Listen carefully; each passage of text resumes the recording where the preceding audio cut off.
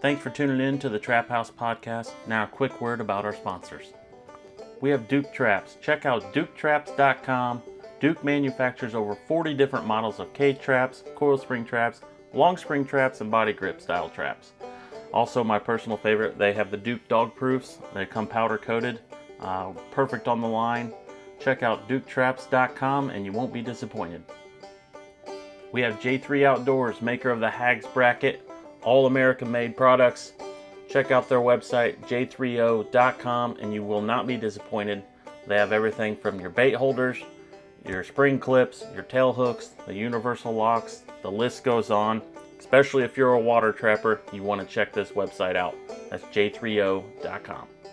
We also have Top Lot Stretcher Company with us. Check out their website at toplotstretcherco.com. Top Lot Stretcher Company handles all your wooden stretcher needs, along with pelt handling supplies and trapping supplies. Check out their website at toplotstretcherco.com.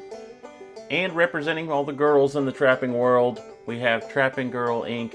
with us. Check out their website, trappinggirlinc.com. They have awesome apparel for the females. There's also kids apparel, lures and baits, things you could use out in the field. Check out their website, trappinggirlinc.com. And there's only one true way to start out the trap line in the morning, and that's with a nice hot cup of coffee from traplinecoffee.com. Check out their numerous collections. They have Trapline Blend, a Kodiak Blend, and my favorite, a Cherry Red Blend, all available at traplinecoffee.com. Also, be sure to check out Weeby Knives. That's weebyknives.com. They have skinning knives, fleshing knives, all your fur handling tools. Check out weebyknives.com. Need a place to sell your fur? Check out Groenwald Fur and Wool Company. They're the largest and most experienced direct receiver of wild fur with over 50 plus years of experience. Their website is gfwco.com. And last but not least, Hoosier Trapper Supply. Check out our website, HoosierTrapperSupply.com, home of the Top Dog Predator Bait and Jet Fuel Predator Lure. We got all your trapping needs, trapping scents and baits, deer scent, and apparel. Check out HoosierTrapperSupply.com.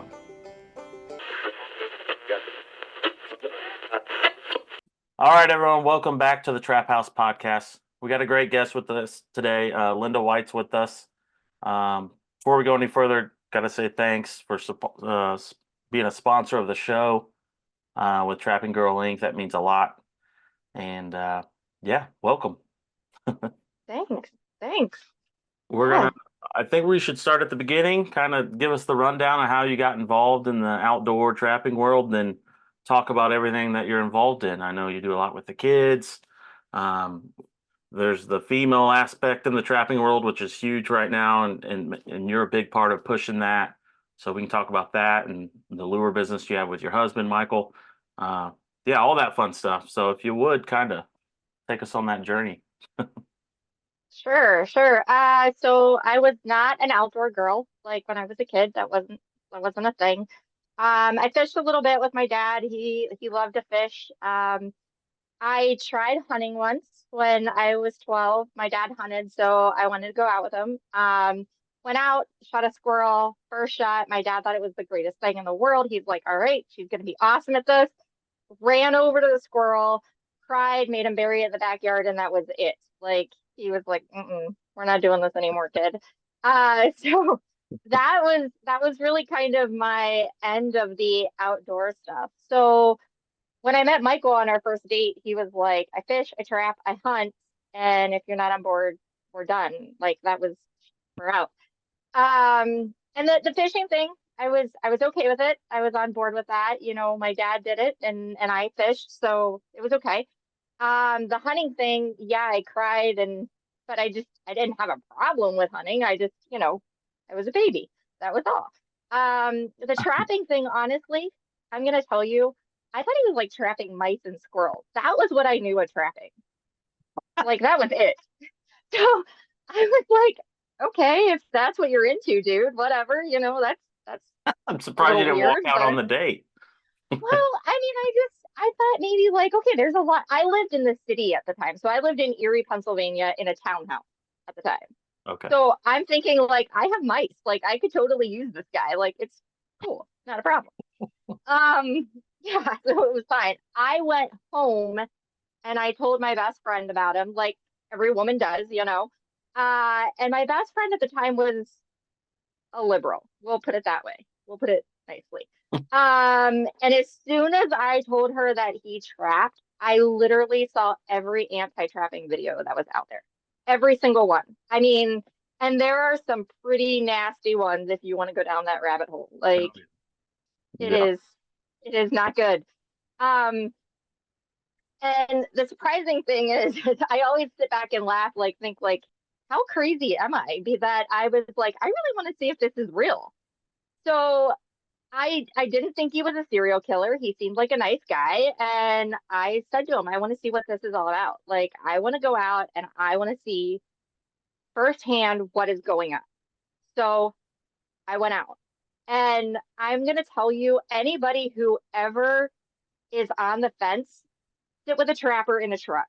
Like, I think it is probably the best education you can ever have if you have questions, because all I did was ask questions and ask questions. And the passion that he had was, it just, it made me want to know more. Like it was amazing. Like it was incredible. And that's why I kept coming back. Like, okay, I want to know more about this. I want to know more about that. And in the back of my head, a little bit was kind of like, when does the bone breaking and the big jaws come out and every, you know what I mean? Like those are all the horror stories that you see. And I'm like, when do these things happen?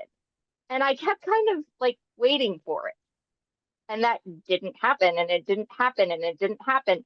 Well, what actually kind of hooked me was we went out one day and he had a pullout, which it was just at the bottom of like kind of, it was a two track, but it was kind of like in the between two fields, it kind of like swamped down. So it was raining like crazy and it just kept pounding there and pounding there and pounding there and pounding there. And the coyote pulled the stake, everything right out of the ground.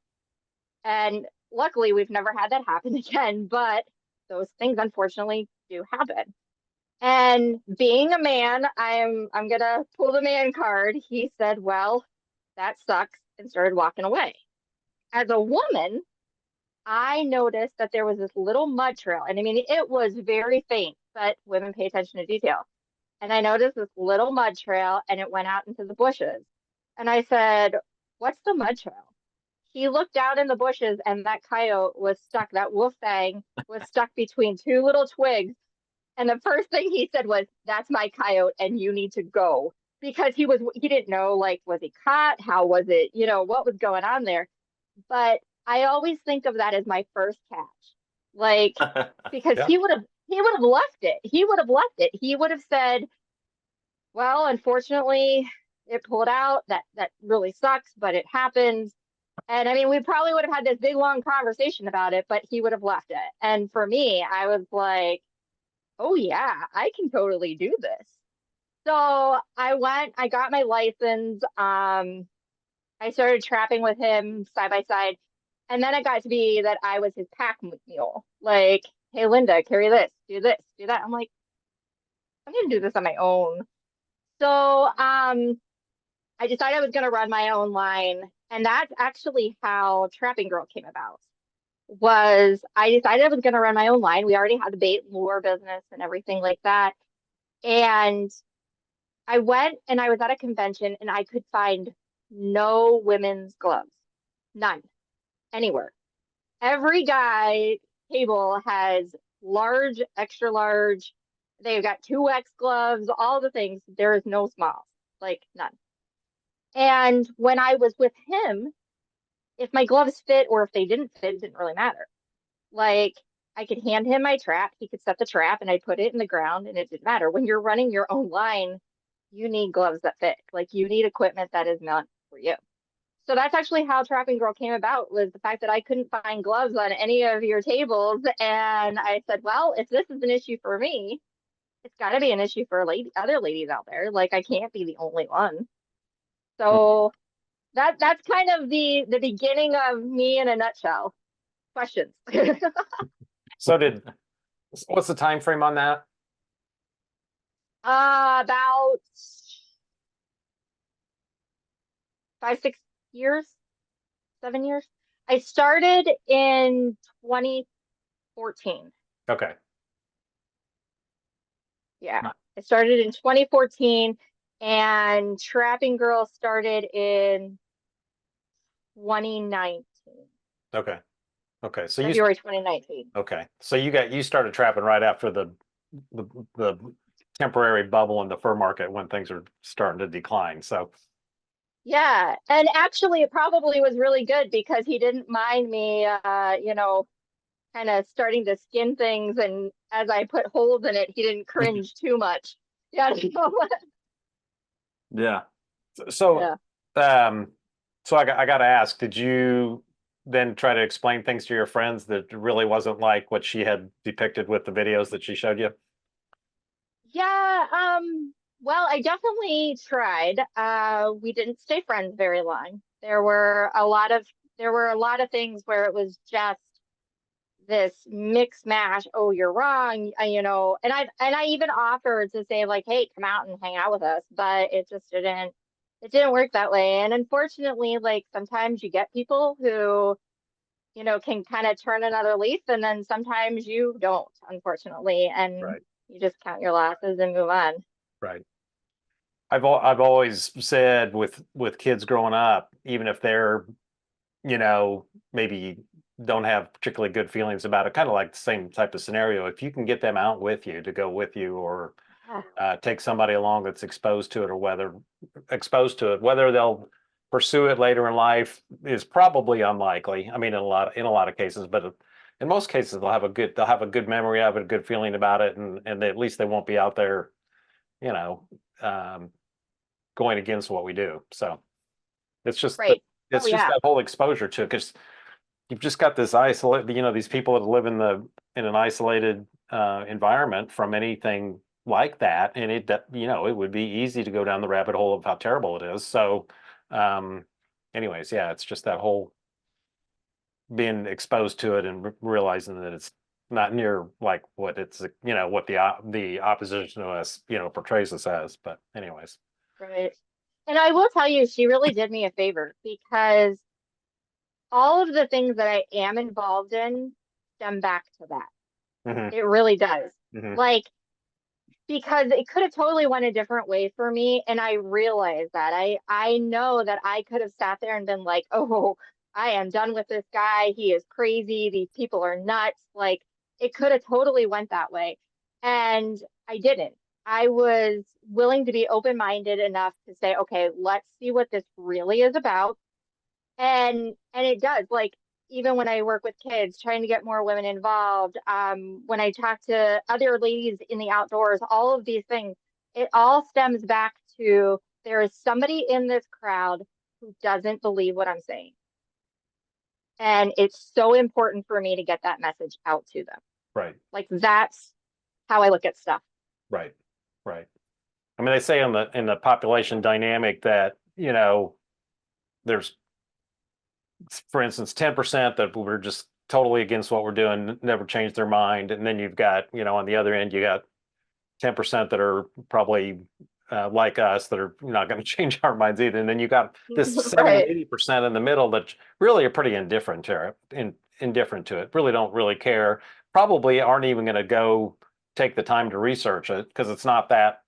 It's just not important to them. Yeah, it's not Doesn't that mean important to anything. them. Yeah, Yeah. it doesn't really mean anything to them. So, um, it is that vocal minority for sure that gets a lot of attention. But Well, we're Yeah. My mom always falls into that group, and I always feel bad because if I post things, my mom is super supportive of me, and I'll post things online, and she's always like, "Can you make him look a little happier in those pictures? That fox looks kind of sad." And I'm like, "Mom, just stop, stop." Like, she doesn't care one way or the other, like, doesn't at all. But she always has this little like, "Could you just make him look a little happier? Like, take a better picture." yeah, do a different angle maybe. Which I guess Yeah, there is a point to posting tasteful pictures, you know. So my Yeah, mom thinks absolutely. every fox looks like he's sad, like Yeah, every single one. yeah, So I mean, I could draw like a little smiley face on and be like, oh, Linda, he looks so sad. yeah. It's hard to get good photos of fox and raccoons for sure. Like, good luck. Like to get, Right. they're tough. Uh, Yeah. so Yeah. are you guys primarily land trappers or water trappers or both, or just whatever season's in? So Michael loves water trapping. He could care less about land trapping. If it wasn't for me, he probably wouldn't do it. And the fact that we have some farmers and stuff that pay us to get the coyotes and everything, you know, off their land. So if it wasn't for that, he would never ever land trap. I could care less about water trapping. I don't like to be cold. I don't like to be wet. I don't like to get my hands wet. It's just not my thing. So we are like the perfect pair, honestly, because when it's land trapping season, he is all about like when we go out somewhere, all right, Linda, you pick your locations first. This is your thing. So you pick locations first, you go do your thing first. You know, he'll set while I'm there, obviously, because you know, you want to cover as much ground as possible, and more tracks in one area is obviously better than, you know, one or two. So he will, and he always says, he's like, well, I'm here anyway, so I might as well put some out there. So he'll put tracks out and everything like that. But normally when we're water trapping, I am the stick girl and the cart girl. We have a utility cart and it always finds its way in my hands, especially whenever it's full of beaver. Um, yeah, he seems to be walking away and I'm like, all right, I'm gonna pull the cart now, I guess. And I'm always the stick girl. He's always out in the middle of the water and he's like, I need sticks. And I'm thinking, like, this is not your first rodeo. You knew you needed sticks, like, before you got there. But he always seems to need me to hand them to him. So we make a really good pair, you know, when it comes to that. And I will tell you, I was actually at a women's workshop that we had, and it was hilarious because, like I said, I don't really water trap. I couldn't believe how much, like, knowledge I have picked up from being with him all the time. I'm like, no, you got to set the trap this way. And, you know, this is a run. So we've got to, you know, funnel it down and you have to put your dive stick over here. And you've got like, I was all going through it. And I'm like, oh, I hope he doesn't hear me because he's going to make me get in that water. Like I can hear it now. He's going to be like, you know what you're doing? Get in here. Yeah. Not a fan though. yeah, So yeah, we do it all. yeah. Coyote trapping is my love for sure. That's what I like to pinpoint and target. Uh, but I like water trapping too. We Yeah. just don't do enough of it really around here. I wish we had a good rat population nearby, Right. but it is what it is. You're There's more Yeah. a than few welcome beaver to to go. come to New York. We have a ton of beaver where we're at. So there you go. You guys I, ever want to come to New York? I would think with the beaver market the way it is, there's probably several people out there after them, I would think. You would think, but the thing is people don't want to take the time to piece them out. Yeah. Like, that's the thing. I mean, you can make a beaver $50 all day long if you take the time to piece it out between the meat and I mean, heck, we even sell the beaver livers. Like, there is pretty much no part of that beaver that you cannot use. Right. And people just Right. they just don't want to take the time. They, you Yeah. know, they skin it out, they'll cut the casters and they throw away so much money by not taking the time to take care of the rest. Right. Yeah. Virtually everything on that beaver has a market. From the tail Oh to the yeah. skull to the meat to the, like, as you said, the liver. If you develop a Well, market for that, the oil sacs, of course, the caster and the skin. So the crazy thing is so if you go on Etsy, there's even people that will buy like the bones. yeah. If you wanna take the time, you could, I mean, you could take the entire skeleton and clean it up and sell it, and they make necklaces and jewelry and everything out of that. I mean, like if you really wanted to take the time, I don't go that crazy. Yeah. Yeah, that is a little involved, but it's nice to see nothing go to waste, utilize everything you can. Yeah, absolutely. Absolutely. So you trap New York. Do you guys travel out of state some and trap anywhere, or are you just primarily there? So every year we try to go somewhere. We've done Tennessee, Nebraska, Arkansas, um, Pennsylvania. I think that's it so far. But we try to at least like we primarily trap most of our season in New York, and then normally we take 2 to 3 weeks every year and go somewhere, somewhere different. Check it out. It's always fun to go somewhere new. Like, Yeah. and you learn so much about what you know and what you don't know. Like it Yeah. it is awesome. I mean, you guys, I'm sure, like the first time that you guys went out of state and everything like that, you probably were like, oh, this is a little different. Not what I'm used to, Yeah. Yeah. Oh yeah. Yeah. But it's so much fun. Like last year I went to Tennessee. We went down, did a women's workshop down there. That was fantastic. And then I caught my first bobcat, which was awesome and sad at the same time because I was at the women's workshop and Michael was at the place that we were trapping, checking traps. And he's like FaceTiming me while I'm in this workshop, showing me my cat that I caught. And I'm like, oh, well, luckily at the workshop, we were allowed to like set traps there too. And I caught a cat there. So I caught two cats in the same day. But I was so devastated at first, thinking, like, oh man, I'm not going to be able to see this. And luckily, I got to be able to, I got to be able to experience that in front of everyone. But I feel like I kind of, I guess, lessened their education because I was so excited that I couldn't even put together words for them. I'm like, I don't even know what to tell you. Well, So was it a trapping workshop, or Yeah. was it just becoming an outdoor women? No, so well, we kind of like combine things. And I've done that in a couple different states. What we do is we do like a women's trap line workshop. And we've worked with Becoming an Outdoor Woman. We've worked with Just Your State DNRs. We've done it at like, let's see, I've done it in Tennessee, Michigan, Pennsylvania.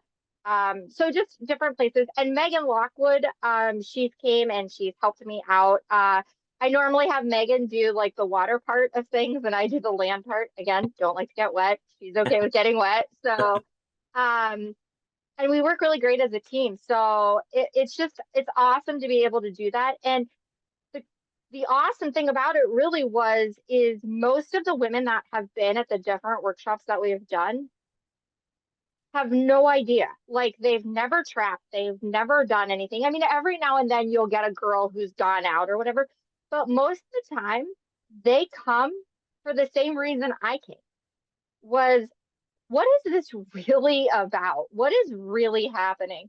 And it was funny at the Tennessee one, I had a girl, she in the middle of our whole like the first night we do like a classroom and kind of just here's laws, regulations, this is what a trap looks like, this is what's going on.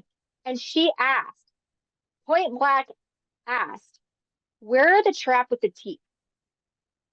And I'm like, in your cartoons, in museums, like we don't deal with traps with teeth. And she's like, you don't? And she's like, that's why I came. And I sat back for a second, like I wasn't expecting that. And I'm thinking, like, huh, you came to see us put an animal in a trap with teeth? Like, like she you got wanted a to little see dark that? side there. Yeah, I was like, you got a little dark side there, sweetheart. Like, So,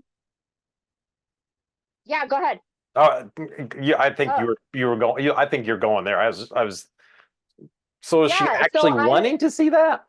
that's what she thought she was signing up for. Like, that's what she thought. She wanted to see what really happened. And the funny thing about it is when she left our workshop, she became an NTA member, a Tennessee Fur Harvest member, and she led she had her own women outdoor group there as well. And she already has them signed up for the class that's going on in February. Like this woman has been all full force on all of it. It's been really cool to see how from that question, like, where's the trap with teeth, to over the last year, how supportive she has been of things. Like it was that right there, she was worth the entire class. And we had 30 ladies that were there. Right. So can I assume that if you had had a trap with teeth, that she would have, it would have just validated her negative perspective of it? I think that's what she was there for. Okay. I think that the whole reason she signed up originally was because like I said, she started running this outdoor group where they went hiking and things like that. They were not really doing, trapping or anything. It was more just your low key outdoor, get outside kind of thing. And I think honestly her thought is that all these stories that she has heard, she's going to go and show these ladies like, hey, this is the outdoor stuff that we don't want to be a part of. Yeah. You know, and and she even told, it was funny because John Daniels was there, and she told John, she said, these women right here are amazing and they should be at every class that you do, everything, because how they're presenting this is not at all how I thought it was going to be. Yeah. And that felt really good. Like that felt really, really good to be like, the whole reason we're doing this is coming across. Like they're seeing that. And yeah, so it was pretty cool. Yeah. That's a very, yeah. What a positive. It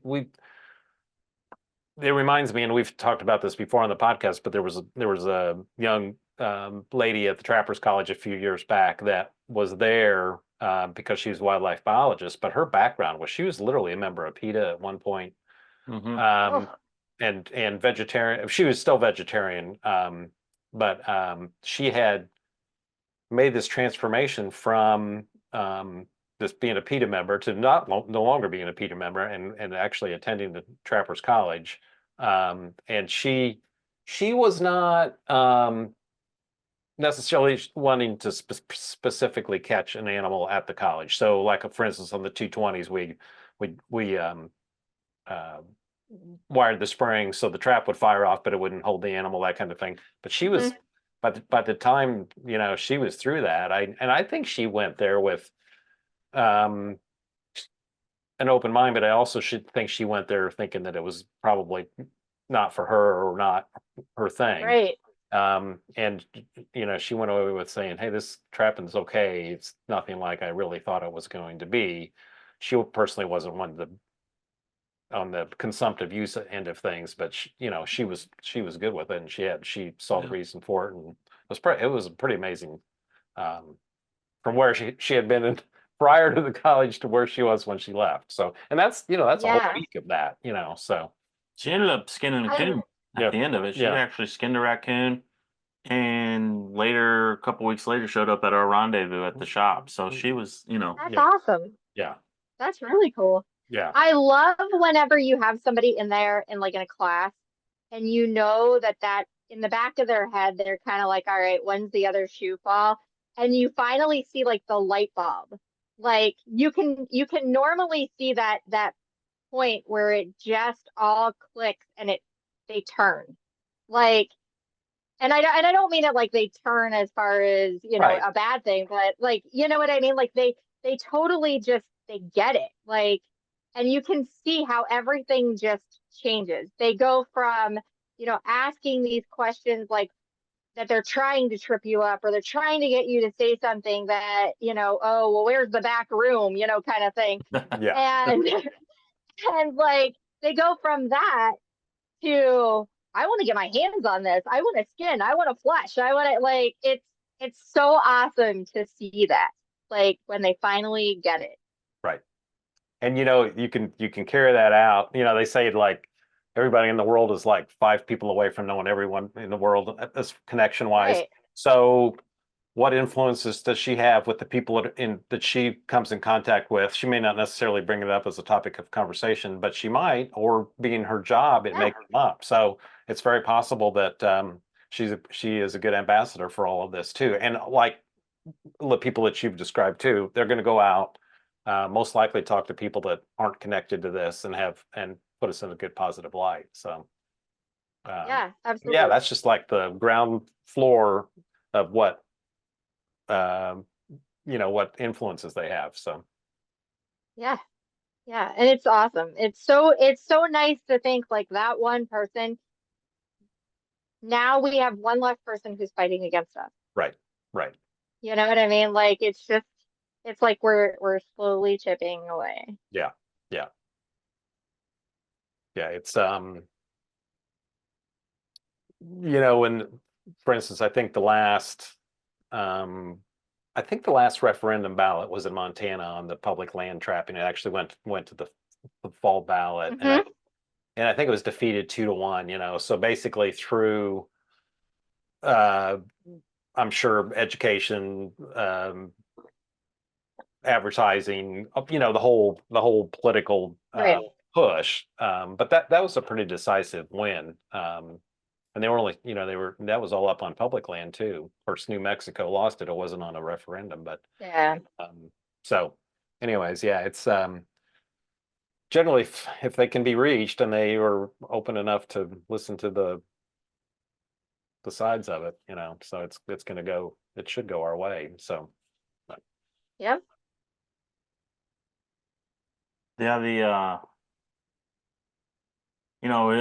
sometimes you feel like you speak on it so much and you tell people and you put it online about all these positives, but to actually sit down and see it actually happen with someone and someone like transforms their opinions on it, that's pretty rewarding, even on the other side of Yeah. it.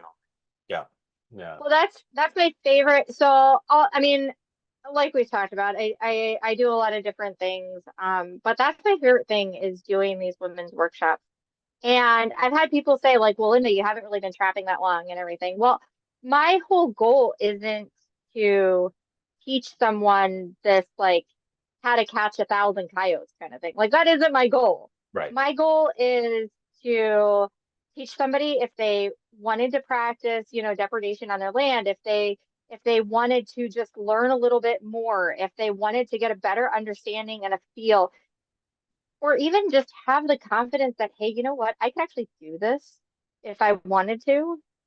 That to me, like I would do these workshops every day long. Like sitting at conventions with you guys is a great time. Like, don't get me wrong, I love that, but that's not what brings me joy. These little workshops, these getting to talk to people who are maybe a little on the fence or first timers or, just want to get their hands on something and see what it's really about. That's awesome. That brings me joy. That's what brings me joy. yeah, yeah. And there's other groups out there doing the same thing, so but Yeah. a lot of time a lot of times it's men doing it. So I think, your head, doing those, I think that's got a special, you're going to reach an audience that may not necessarily get reached otherwise. So I think that's a really good thing. So Yeah. Yeah. And not to put down like men doing those things because no, that's there are important a too. Yeah. lot of yeah.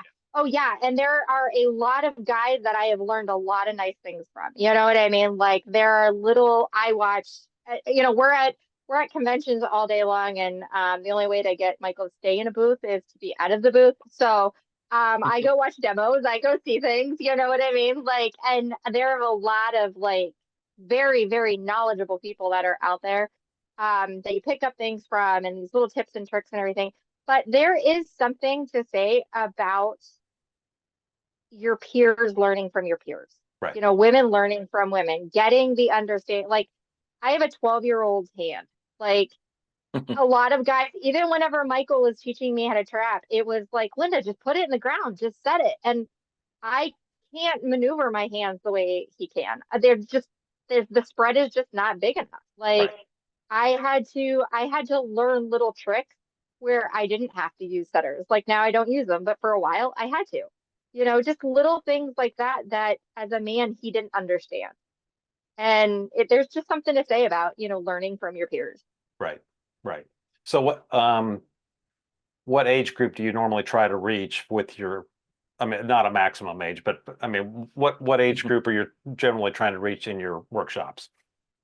So we open it up for anybody 18 and older. Okay. If you are bringing a child, we ask that they have to be accompanied by an adult. Like, that's you're responsible. We're not babysitting. That kind of thing. And just especially because we are working around equipment that if you don't handle it properly, you can get hurt. So we don't want to take on that responsibility. But normally it's 18 and older.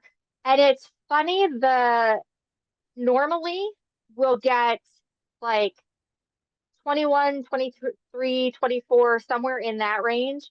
And then we get this big gap and it goes to like 65, 63 in that I'm like, where are these ladies in the middle? Like, what are you doing? But They're at it's home. They're at crazy home to with me their kids and what, with their little kids or Yeah. something. Yeah, yeah, yeah. But it's crazy how like there's this huge gap. And I never thought, like, when we started doing this, I never really expected to hit the older ladies. Like, I know that men say, oh, well, there's a lot of guys that have been out there that started trapping when they were older, like when they retired and everything like that. But I guess, and this is, I guess, kind of sexist, and you would think that it wouldn't be because I am a woman, but I think of like, that's when I want to be like out on a beach and going to wineries and things like that when I'm retired. Like, not thinking of trapping. Like, that wouldn't be what I would think about. So um those ladies really kind of shocked me. But I will tell you, they're almost even more fun than like the younger crowd, Mhm. because they are like into it. They are, let's go. I want to kill stuff. I want to skin it. I want to find out what's going on. I mean, they are sometimes like even more pumped than I am, and I'm excited to be doing this. So yeah, it's crazy. Yeah. That's kind of the R3 perspective is basically, I mean, nobody's going to pass up educating kids. Just the word, let me get that right out there. But this Oh idea yeah. that if you are an adult, a young adult, or an older adult, middle-aged adult, whatever, you've got the want, you've got the interest, you're going to make the time, you've got transportation, and you've probably got the monetary means to buy the equipment and get going on this stuff. Where a lot of young kids, even if they've have the interest, they don't have the rest of it, particularly if they don't have family support at home. So, yeah, we can instill that in the young people, and I'm not saying for anyone to ever stop educating them, but on a lot of these workshop, that young adult and older are important people to reach, and a lot of times, I think they've been overlooked in the past, in some cases, um, so yeah, I think that's a pretty important group to reach. So I had a woman, her husband had passed away. She was, I want to say, almost 70. So she was like 69, 68, somewhere in there. And her husband had passed away. And she came to one of the workshops because he was a trapper. And she says, I have these darn things hanging in my garage and I have no clue what the heck to do with them. And he was always gone. So now I'm going to figure out what the heck he was doing out in the woods. Yeah. well, yeah, So, yeah, being overlooked kind of thing, that made me think of that. Like, I think to myself, why did he never ask her to go? yeah, yeah, yeah. Kind of a missed opportunity on both. Yeah. Yeah. So yeah, yeah. So I had a guy that I knew, he's actually no longer around, but he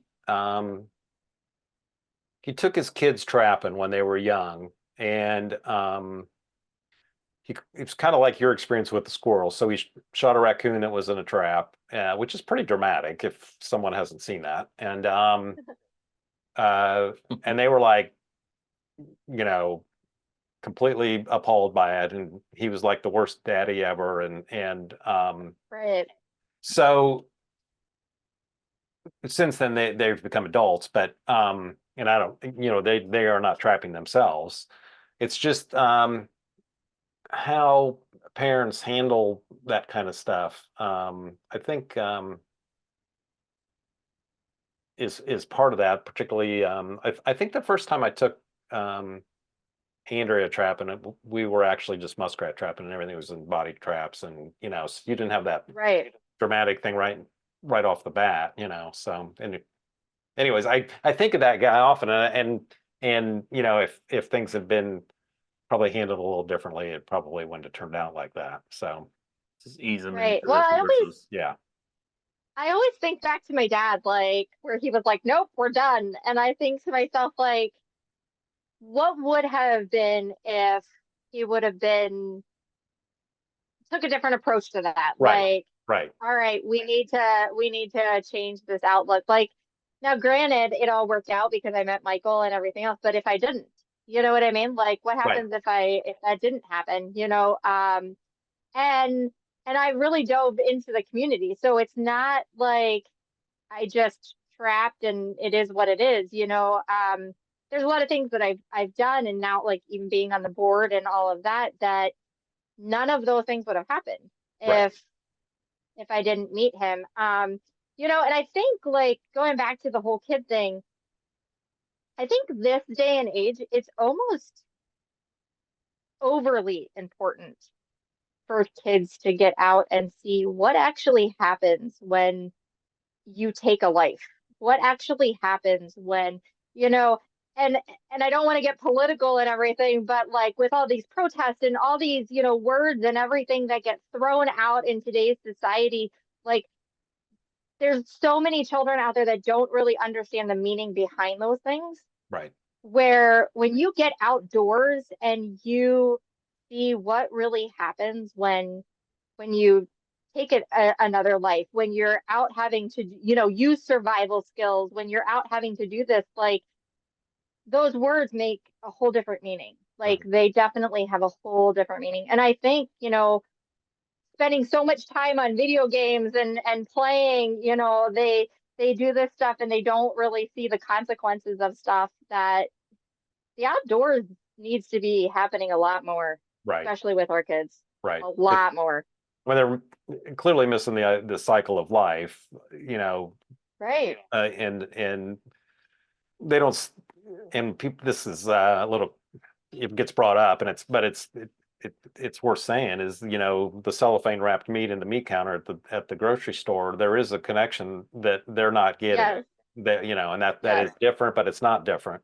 So, um, but yeah, it's just this disconnect, and I think of these giant urban areas now that people are just completely disconnected. We've got in Greenwood there.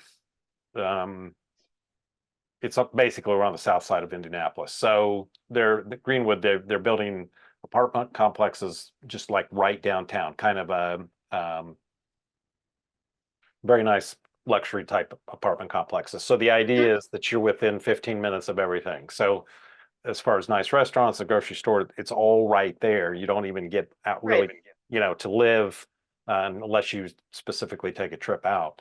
So I mean, the disconnect is actually getting more and more Oh disconnected. yeah. Anything they can't even put up a bird feeder or anything. So it's like, I mean, Oh it's man. it's huge, and um, that and it's not necessarily. It's just the way things are moving. So Yeah. yeah, this connection to the outdoors is certainly in that group. Yeah, Right.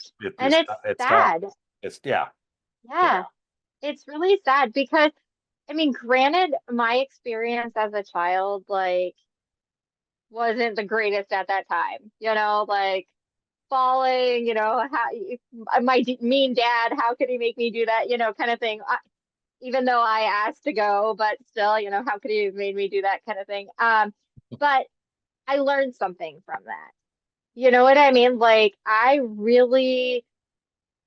learned something from that. I saw what it meant to be able to have that power in your hands and take that life, and I think like that's one thing I talk about whenever with trapping, like I'm very, I want to say I'm very point blank when it comes to like dispatching with women because I feel like that's one of the hardest things that people deal with. And women especially, like the emotion is there and everything like that.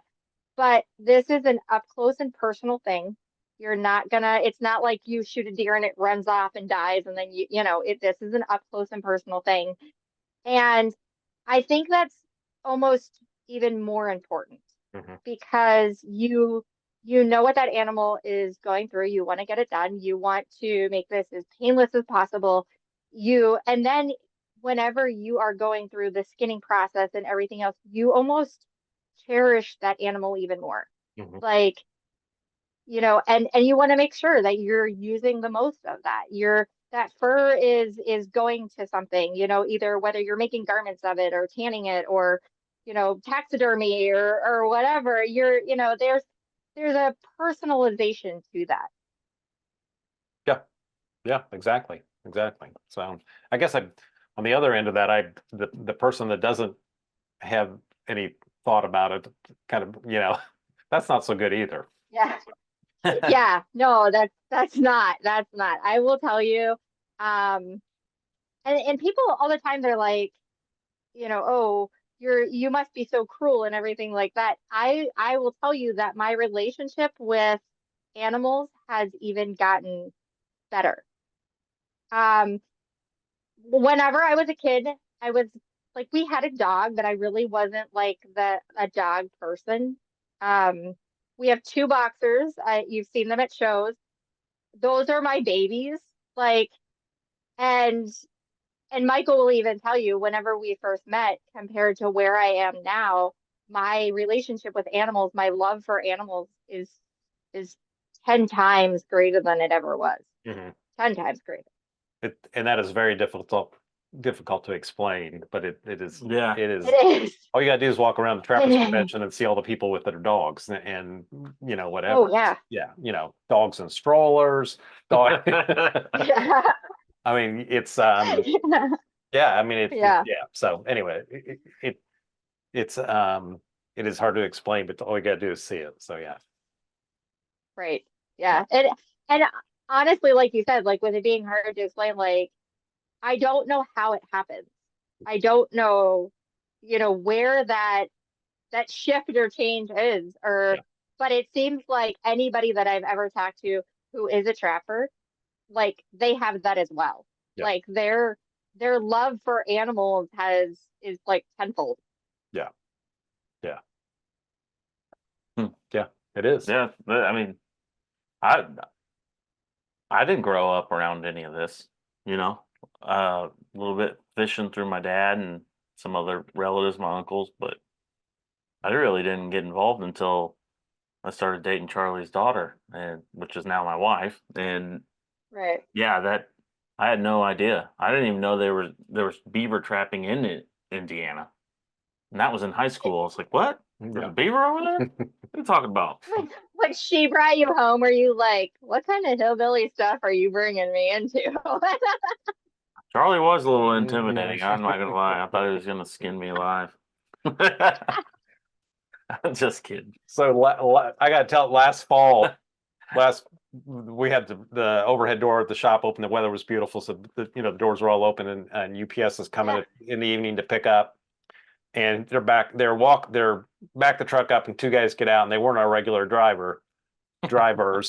And my wife was back there, but she was like kind of hidden. They didn't know she was sitting there. And one guy goes, "What kind of place is this?" And the other guy goes, "It's just some sort of country bumpkin thing." So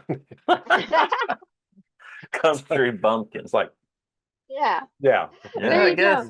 So Which is so funny because like taxidermy and all of that. I mean, think about all of the extremely wealthy people who mm, have a ton of animals and everything. Like they pay very, very good money for all of that. Like yeah, country bumpkin, I do not care. I would take that, you know? yeah. No, you are right. And $50,000 sheep hunts and all kinds of crazy stuff. So yeah, it's Yeah. that. Yeah, Yeah, it's a whole nother Yeah. world. The that's a whole different world. That's a world whole too. nother podcast. Yeah, that's a how different crazy it podcast. is. Yeah, sorry, Yeah. sorry. Yeah, I didn't mean to go down the rabbit hole there, Yeah, but I mean, like, but people don't think about, they put you in this group. Oh, you must be, like some redneck or whatever. I mean, I work for the county. I work with some quite professional people, and consider myself a professional. I wear heels to work every day and all of that. Like they have this persona that you must be, missing all your teeth and everything. And I always say that to people, like when they're like, you're a trapper, and I'm like, you don't. I still have my teeth. Are you expecting them not to be there or something? What were you expecting? Yeah. there was some young boys that were interested in trapping, and their mom brought them in the shop. It's probably been 5 years ago at this point, and she was all for it. She was wanting to promote their interest, and she came in, and I happened to be the one waiting on them, and she told me, she goes, I just figured you were gonna have this giant beard, which is common among trappers, but I thought you were just gonna be Right. she had this stereotype of what she thought that I would look like, or that You look like an old mountain man. She yeah, wanted you to look like yeah. the So yeah. Well, it's funny because so when we went up to Alaska to do the women's summit up there, the mhm, women's trapping summit up there, um, we hung out with Marty and everything, who is on the Mountain Man show. He has his beard and everything, but he is a tiny man. Like yes, yeah, he looks so much bigger on TV with all of his stuff. And that was the very first thing that Michael said. He's like, he's not that big. I thought it was so funny because he's like, he's not that big. And I'm like, what did you expect? But he's a tiny person, like just such a tiny little person. And even when you see him on TV, you think of him as being, oh, he must be so much bigger. Nope, right. tiny little person. He's this is And he is a mountain man. right, Marty Mariotto. I always struggle with his last name. Yep. Who Linda's talking, Yep. and but he's the real deal. I mean, he's Yep. yeah, but yeah, he is He not is very one big. of the nicest people. Oh my gosh, no. And he is one of the nicest people. I've gotten to know him and his family and his daughter, and they are a phenomenal group of people. Like they really are. And I have to say, I think that's everyone. Like every now and then you get somebody in the trapping world that you're like, eh. But for the most part, the people that I have met in this community have become lifelong friends. Yeah. And I've got people all over the world, like Adrian from New Mexico. Whenever he comes this way, he stays at our house. I mean, heck, he for a whole summer set up a print shop in my garage the one year. And I'm going out there. I was actually working from home that time, and I'm going out there, and he's got his Spanish music on, and he's drinking Coronas, and he's dancing around, and he's printing. And I mean, like, I have met some of the most amazing salt of the earth people from this community, and they are just phenomenal. Like, I honestly, to me, trappers are the best people out there. They really are. And that's another one that's a little difficult to explain, but I will say that trapping is a lot of work, and so the work ethic and the I think that all plays a role into that too, So Yeah. but yeah, it's a good group, a real good group, and like you said, it's kind of just real down to earth. It's not. There's some egos out there for sure, but I mean, in general, it's just a really good group. So Right. Well, and you learn that like sense of commitment. You know what I mean? Like Right. But even with hunting and stuff, like you go out there, you shoot something one day, or you sit in a tree stand for a couple hours, and then you can be done. When you set a trap in the ground, you're committed. Right. Like this is what I'm doing until I pull that trap. So you even have those. I think it carries over into your relationships, into your, like when you meet people who are your people, like you're committed to them. You have a bond to them that you like. I feel like other people these days kind of just throw people away. They use them and throw people away. And I've learned that like trappers have really become some of my favorite people because you have that sense of loyalty, that sense of commitment Right. to each other. Right. Right. Yeah. Yeah, it's funny. You can meet a trapper and never in your life met him before, and then it's like there's this common ground. Because there's a lot of trappers out there. Don't get me wrong, but we are the minority in the outdoor world. Oh yeah. So when you The meet low another hanging trapper fruit. from somewhere else, there's like somewhat of a mutual understanding from the get go for the most part. Yeah, I It's think that's cool. why Yeah. I mean we're fortunate because we all get to deal with trappers every day.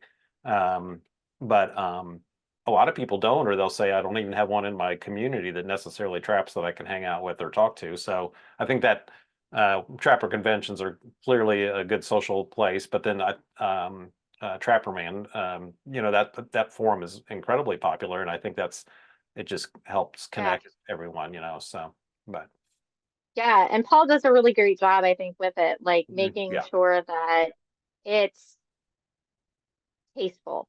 Yes. Yeah. Yeah. Yeah. Exactly. So Yeah. what else do you do? Do we cover it? So Linda, tell What us else do I tell us do? tell us a little bit more about your business. So I have Trapping Girl. We have Sawmill Creek baits and lures. So Trapping Girl is all geared towards women in trapping. And like I said, like the big thing is that I went to these conventions and there was nothing for me. And I really thought it was a shame because I would watch as people walked around with their women, like their wives and girlfriends and everything like that. And you could see they kind of just they were interested but felt out of place, you know? Yeah. Um, and now like my favorite part of a convention is watching a little girl run up to my table with all the pink and her eyes so bright and Dad, I can totally do this. And it's so funny because I think some of the time these dads are kind of like, well, it used to be my time, but now we have pink stuff, so I guess I'm gonna have to take my daughter out. Like, which is kind of cool, you know. We have the bait and lure side of things, and my husband actually really started helping me um when I was helping him out in the shop because if you ever hear him, there are no free rides in this family. So yes, I grind beaver meat and mice and all the stuff. Um, so I learned a lot about like over the years of just kind of what I would want in a bait and lure. So I have a few things of my own as well that I make. I also am on the FTA board and I also am part of a group. I don't know, I'm on the board of a group called Women of the Wild, which the main reason I got on the board was because of trapping. So it is a group of women who our whole focus is to get women in the outdoors, to experience new things, do it safely, learn, get education, all of that stuff we do. Online classes, in-person classes, and then we also do like trips and even over to Africa and everything else like that. And I thought what they were doing was really, really cool. Anybody who knows me, if I like something or whatever, I'm gonna interject and I'm gonna make it known and I am not scared to voice my opinion. So I did. And they said, we don't have anything that's geared towards trapping. Do you want to help us out? And I was like, yeah, of course. Obviously, I want to do that. So I ended up on the board and to kind of fill that trapping side of stuff. So we have a lady who deals mainly with hunting, a lady that deals mainly with fishing, and then I open the whole trapping side of stuff, which was really kind of cool. And Megan Lockwood ended up being one of our girls with Women of the Wild also. So that was really cool. I kind of got her in a little bit. I was like, yeah, I'm doing this, and so are you. Yeah, that's good. Yeah, and then I also deal with kids with catches, which is kind of just a small little organization that I started, and it really started with Trapper Paul. I don't know if you know who that is, but Michael was bringing a young kid out on the line, and the reason he went out with Michael was because of the Mountain Men show, and he had never seen any kind of trapping before. So he went out with Michael. And at the same time, Paul and Carol were doing these kids classes. Well, they own a very, very small trapping supply store in Pennsylvania. And they were trying to do these educational kids classes, and they were funding everything all on their own. Um, and it was funny because the first year that I went, they said to me, well, this is going to have to be our last year because it's just too much. It's just too much for us to be able to provide pizza and a porta potty and, things for the kids to take home and all of the little things that go with it. And I was like, no, this can't be your last year. Like, and little Charlie, Right. actually goes to this, and that's how I met Charlie. And I like seeing these kids, they were loving it. And I'm like, you can't not do that. Like, how is that a thing? So, I put this together that we are going to start fundraising. We're going to start, getting bottles of lure. We're going to start getting, used traps. How many people have hundreds of used traps sitting in their garage doing nothing? A kid brand new to this, they don't need a bridge or two dogless, fully modified and all. They don't need all of that. A nice little, and honestly, most used traps I would prefer because the springs are a little bit worn out and you can set them a little easier and they're great for those kids. So we started collecting traps and all of that. And it was funny because I put it out there that I was doing this mainly to try to help Paul and Carol out. And then it got to be, hey, we have a class and we have a class and we have a class. And there for a while, we were supplying over 1,000 bottles of lure each year. And we did, I think it was like 700 traps, and we were giving them to like the Ohio, they do the workshops in Ohio. We were giving out to them. We were giving over to New York. I mean, it just really snowballed. And I was blown away by all of these different organizations and different mom and pop shops and all of this that try to do these things that just don't have the funding that they need. Yeah. Yeah. Yeah, that's great. Yeah. A lot of work. It's a lot of work. It is. It's a lot of work. Yeah. And there are definitely some nights where I'm like, oh my gosh, why did I do this? Like, this is a lot. Yeah, it's being the rewarding part of it, I guess, just keeps you going, so it's Mhm. Yeah.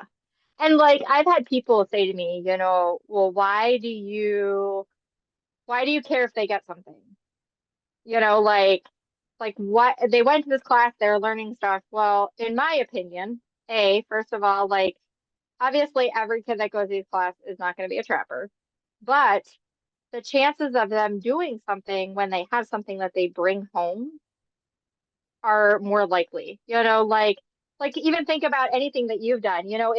If you're gonna go and take golf classes, if you don't have golf clubs, are you ever going to do anything with that? You know what I mean? Like you need to have that stuff in your hands, be able to play with that trap, be able to set that trap, be able to do those things. So I think to me, having something to give to them, it definitely helps the chance that they may use it in the future.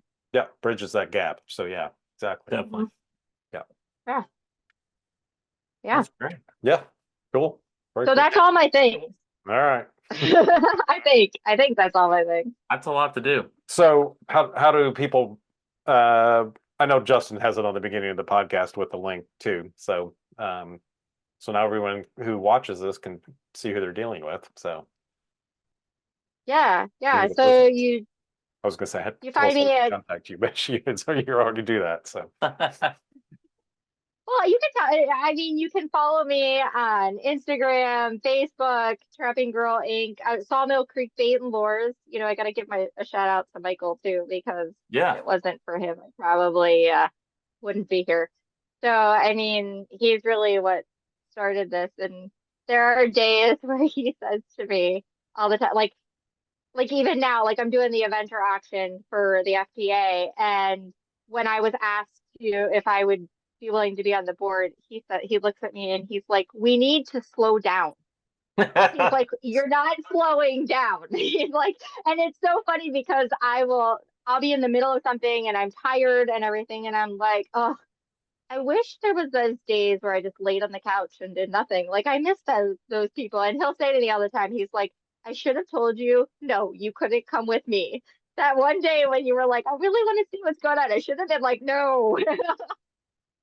He's like, "I created a monster." yeah, Yeah. We yeah, I'll put all the links in the description below, so if anyone's looking for them, they're right Yeah. there, quick and easy. But Yeah. thank you for being on and kind of sharing your story. I mean, I kind of knew some of it, a lot of it, but I didn't want to, I want you to tell your Yeah. story No, now. and I appreciate you guys asking. I appreciate you guys doing the podcast, and like even your little day, which I have heard has gone crazy and is super exciting, and that I need to come sometime. But I appreciate all that you guys do. And I think that it's important for all of us in the trapping world to like support those things as well. So I appreciate you supporting me, and I appreciate you guys for all the things that you're doing too. well, thank you. We appreciate that. So, Yeah. Yeah. All right. Any last words? Concluders? Good.